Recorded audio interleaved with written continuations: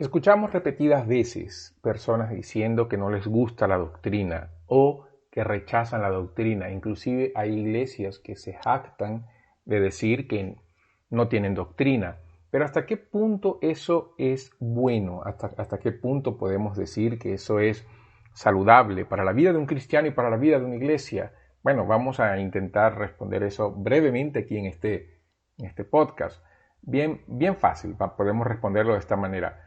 Si vemos el Antiguo Testamento, podemos ver el libro de Deuteronomio. Deuteronomio es un resumen de los 4 primeros libros de la ley y es bastante contenido doctrinario. Inclusive Deuteronomio da el verdadero sentido a los sacrificios y a las ordenanzas y a las fiestas en una manera para que el pueblo de Israel amara al Señor.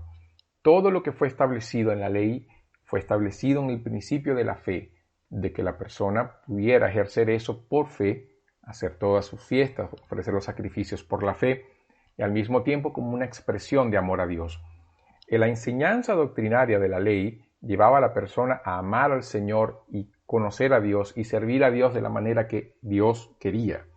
Cuando vemos más adelante, cuando David intenta llevar el arca a Jerusalén, vemos que él lo hizo de la misma forma que los filisteos llevaron el arca de vuelta a la tierra de Israel, por medio de un carruaje, con bueyes y los levitas ahí alrededor. Sabemos que Uzá intentó tomar el arca para que no se cayera y murió en el acto.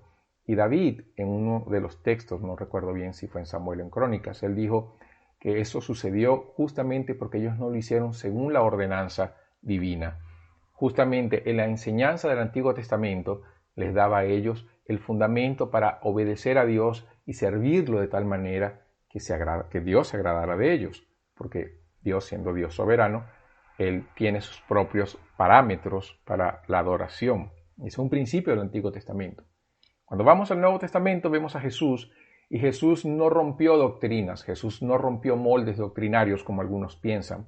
Lo que hizo Jesús fue agarrar todo aquello que fue agregado a la ley. Y no es el Antiguo Testamento, son las ideas, fueron los comentarios, fueron las tradiciones que se construyeron por encima de la doctrina, al punto de que toda la doctrina bíblica del Antiguo Testamento quedó cubierta sobre esas capas y capas y capas de tradiciones. A esas tradiciones Jesús atacó, pero Jesús dijo que Él vino a cumplir la ley.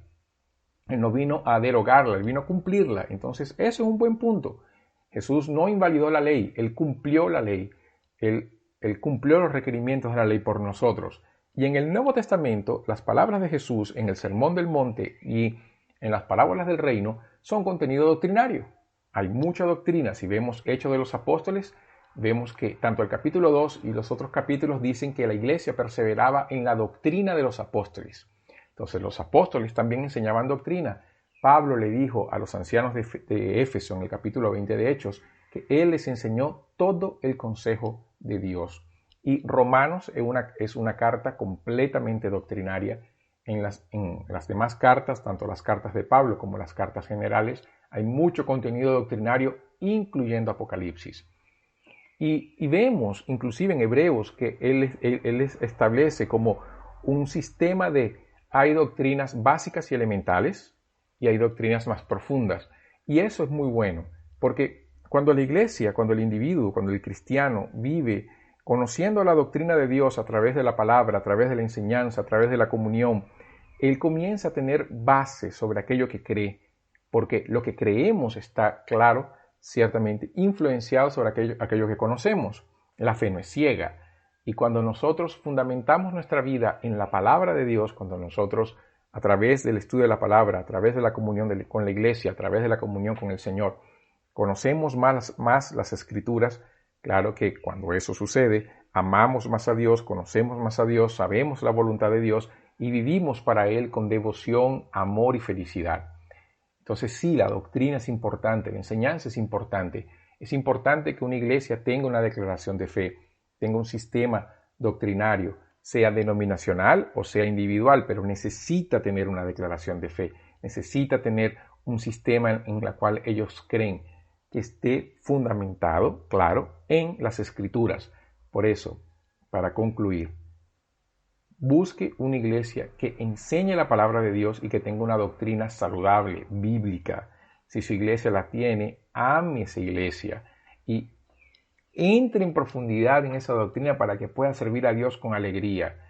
No es que la letra mata, esa letra no mata, al contrario, es una letra que viene dada por el Espíritu, entonces vivifica. Viva la palabra de Dios, abrace la doctrina bíblica, conozca el Dios de las Escrituras y ciertamente veremos la gloria de Dios en nuestras vidas, en la vida de nuestras iglesias, seremos cristianos productivos que edificarán otros y traerán otros a la fe. Que Dios te bendiga.